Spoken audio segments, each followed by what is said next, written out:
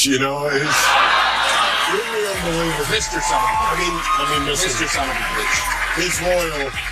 Yes, no, I never imagined that we'd ever have a president like this, and I hope we don't ever have another president like this again. Anything to talk about.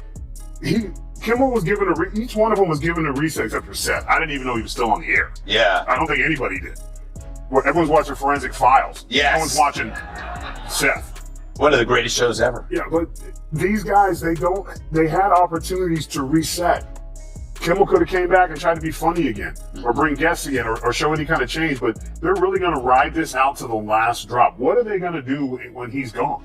Tyrus just pulled off something no one saw coming. He went straight after Jimmy Kimmel, and Hollywood can't stop talking about it. The clash was so fiery and unexpected that the so-called late night king might be losing sleep tonight, and viewers everywhere are glued to their screens, stunned by the intensity of what just unfolded. The comedian, who's usually laughing at his own jokes, suddenly found himself in the crosshairs of a powerhouse who's traded the wrestling ring for the comedy stage. The atmosphere feels charged, like words alone could shake the walls. What could Kimmel have done to spark such a fierce response? And how is Tyrus managing to rattle the entire Hollywood scene with a single move? It's not the party, it's not the majority, it's the loud voices that scare people from saying what they believe and make you think twice about a joke or whatever, these things. And, a lot of their points are valid, but a lot of them are also just repulsive. And I mean, they repel people from,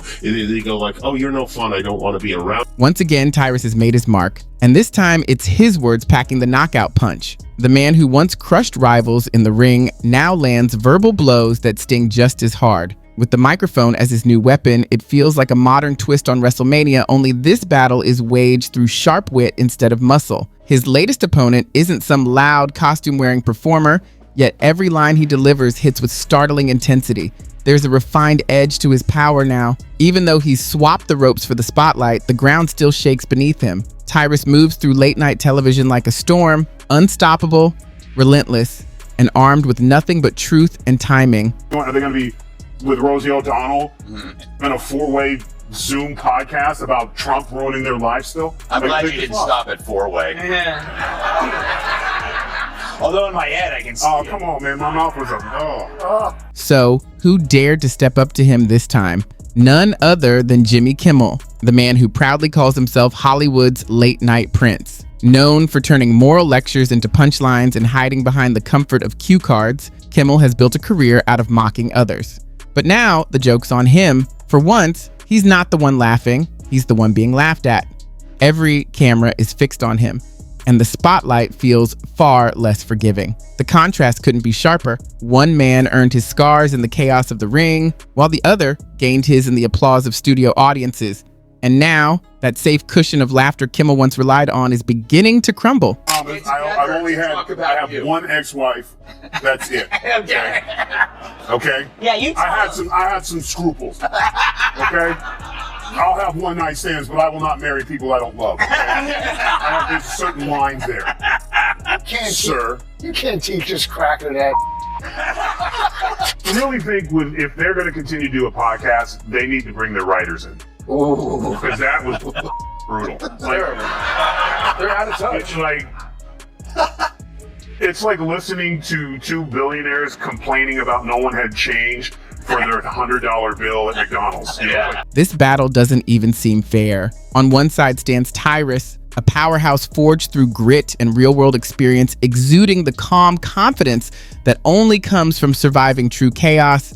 He's weathered storms in locker rooms and live studios alike, always emerging stronger than before. On the other side is Jimmy Kimmel, the man who once shed tears on live television and called it journalism. The contrast couldn't be more striking. Ego clashing with raw strength. The imbalance feels almost physical, like a heavyweight facing off against a rookie. Tyrus is authentic, resilient, and steady, the kind of presence that doesn't need perfect lighting to look powerful. Meanwhile, Kimmel remains tucked behind layers of makeup, applause cues, and moral monologues that sound convincing until you actually listen. Like 3 ex-lovers. Yes. Who just found out about each other. And they're all getting together to talk about the man they all still love. Right. And they're just sizing each other up, trying to figure out which one of us has the best shot to get back with him. Yes. They all get together, they compare notes, and they tell each other, yeah, you should never mention his name again. You should never mention his name again. You should never. Does he call you? Doesn't call me? He texted me last week. Oh, so I'm still in the game. That's all this was.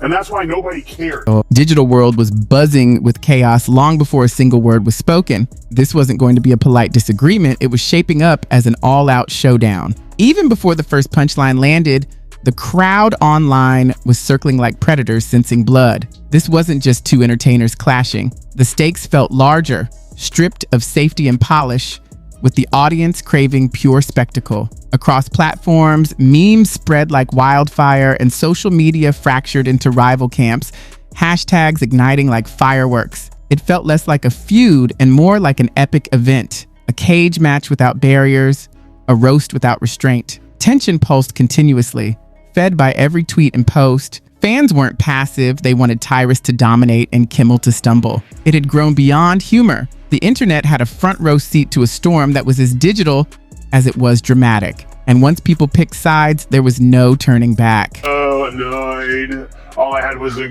crisp 100. They had no change. I was like, what is this world coming to? That's why I'm moving to Italy, girl. I know, me too. Right. But it's just... Crossing guard goes... How did you feel watching Kimmel cry?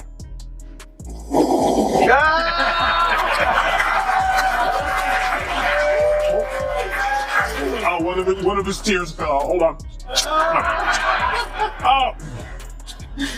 You know, it's funny how this derangement's working, because it only seems to work if you have a camera in front of you. Then Kimmel stepped in, flaunting Hollywood swagger and a teleprompter stacked with one-liners, many clearly borrowed from recycled internet jokes. He was ready to laugh at everything except himself. The routine was familiar. That confident grin, the casual delivery, supporters rallying behind him like a well-rehearsed band. But without a script, filter, or backup plan, he walked straight into Tyrus's storm. Tyrus came prepared to strip away the glitz with raw honesty, courage, and verbal force. No studio lights, no cue cards. The impact was unmistakable. From Twitter feeds to Los Angeles streets, egos were being shaken. Tyrus didn't just call out Kimmel, he pierced through the illusion. The carefully crafted, relatable everyman who seemed untouched by reality because gasoline once cost less than coffee was laid bare. Tyrus's authenticity overshadowed Kimmel's moral satire, turning the moment into revelation rather than rebellion. And he made sure everyone could witness it. At the ex-wife's club. Yeah. You know, they just sit around, be funny, or they're setting up for when they're all canceled, their tour. Mm-hmm. Their three-man show. Yes. Come watch us say how much we hate the president. The funniest thing about this whole thing is they act like he got into the White House, and right as he got in, he's like, your list that you wrote for him for people to go get. It's like ICE, here they are, go round them up. No one gives a frog's fat ass what you're doing. Yeah. Because if they did, they would have stopped that podcast immediately. Yes. That's right. Exactly. Tyrus called out Hollywood for what it truly is, cutting through its glossy exterior. Fame wasn't his goal, he was after truth. The thoughts that so many had kept to themselves were finally voiced aloud. Kimmel's usual punch-up routine, mocking ordinary people from the safety of a studio, was laid bare. Think about it. He speaks for the masses while sipping expensive wine on a set run by marketers who still hail TikTok as revolutionary. Tyrus's words carried weight because they came from someone who worked tirelessly, stayed silent, and earned every bit of his success. Neither fame nor virtue was handed to him. He fought for both. By now, Kimmel's man of the people persona was crumbling, weak, contrived, and fading fast. When confronted by genuine experience, the illusion vanished. It was almost poetic. A little honesty from a grounded man overwhelmed someone who built a career on pranks and superficial jokes. Kimmel's monologues fell flat next to Tyrus's reality, and for the first time, he became the target of the joke. Expected to walk into work, stepping over, crying, to your credit, libtards. Yes. Like, oh, excuse me, oh, tear. Yeah. There we go. But it wasn't. Everybody went back to their lives. Yeah. So apparently the only way this heartbreak works is if you film it or force someone else to film it. Right. But to your point about Carson, We never knew his political affiliation because he was there to make everyone laugh. All the late night shows. After that, the fans went wild. Across the internet, social media buzzed like never before. Hollywood faced an unprecedented wave of critique, with one side chanting Tyrus's name as if he were untouchable. Meanwhile, the other camp scrambled to dig up old clips of Kimmel's supposedly funny moments, though there weren't many to find. This wasn't just a clash between two celebrities. It became a cultural earthquake. Someone who refused to play by Hollywood's polished rules had shattered the echo chamber. With a commanding presence, Tyrus seemed to grab late-night television by the collar and demand, "Try laughing at yourself for once." To Kimmel, that might have felt as impossible as asking a cat to surf. The cheers weren't fueled by hatred. They were eyes opening to reality. Tyrus did more than roast a comedian. He revealed a cycle. There stood the one who had mocked the strong, now confronted by someone who understood power firsthand. On a platform built on jokes about people he no longer grasped, Kimmel was left exposed. And as the next sponsors line up, it seems his moral compass is spinning, unsure which way to point. Clown went all in on ignoring reality and blames MAGA.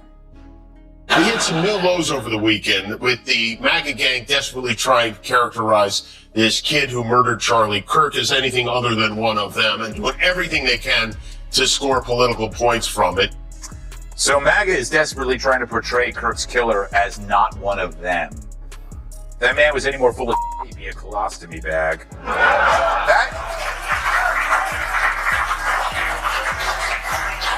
That was 2 days ago, so Kimmel had the chance to walk it back, but he can't. And why did it matter? By this point, even Hollywood had to admit that Tyrus might have been right all along. The class clown realized the tables had turned against him. Kimmel had thrived for years inside his glamorous bubble, soaking up praise as artificial as his spray tan. Yet when Tyrus called him out, no amount of flattery could hide the truth. Fans quickly drew sharp contrasts between Tyrus's raw, spontaneous fire and Kimmel's staged comfort zone. "Hey Jimmy, maybe laugh more and preach less," one comment read. The internet saw the weakness, and that was enough. Memes flooded in faster than Kimmel's last jokes, proving there were more winners than just Tyrus. Soon, Kimmel's supporters accused Tyrus of bitterness, but he wasn't. Pointing out that the emperor has run out of fresh jokes isn't resentment, it's clarity. The audience finally recognized that Kimmel's once fresh humor had been recycled too many times like old receipts, and the illusion of novelty crumbled. Should be fired because it was such a big murderous election on one side that it should have been a reset. Because when it happened in 20, when he lost and Biden got in, I don't remember us doing an episode on coping skills. There was no line in the audience where I was like, "Thank you for coming. Thank you. We just like, well, let's keep going." I believe we made fun of the situation and ourselves. So I always tell people, try to be the bigger man, which is ironic. But in this case, because the poor sportsmanship is coming from TV, normally I would say you could have one lap and smell your flowers, but go ahead and take 4. In a twist full of irony, this feud ripped away the mask, exposing the fine line between preaching and entertainment. For years, Kimmel had walked the edge, acting as if his jokes were changing the world, when in truth, they mostly served to boost his ratings. Then Tyrus stepped onto the stage and said what everyone had been thinking: "You're not a hero, you're just chasing applause." Suddenly, the internet transformed the clash into a debate over what real comedy should be. The competition extended beyond Tyrus and Kimmel, highlighting the difference between moral lectures dressed as jokes and laughter that's genuine. Hollywood's elite clutched their awards on one side, while everyday viewers craved humor without a sermon. Tyrus became their voice, fearless, unrelenting, and bold. His message was clear: comedy should sting with truth, not sparkle with luxury. The audience agreed, and the numbers reflected it. Polished virtue signaling had lost its sway. People wanted honesty, even if it stung, and Hollywood was stunned. Tyrus played by no rules, sought no favor, and emerged victorious with ease. Kimmel, on the other hand, chased approval, every grin and clever quip designed to maintain admiration. Tyrus thrived on reality, not applause. Kimmel tried to appear calm, smiling hesitantly, but the truth of the moment was undeniable. Each punchline from Tyrus landed harder than ratings charts, and neutral observers took notice. With every comeback Kimmel attempted, it felt rehearsed and desperate, while Tyrus revitalized the audience's ability to laugh, honest, brave, and unapologetic. His aim wasn't comfort, It was provocation, like cutting the power in a room flooded with fake light. Tyrus dismantled Kimmel's moral framework. Laughter returned to its genuine form, leaving Kimmel's performance looking muted and hollow in comparison.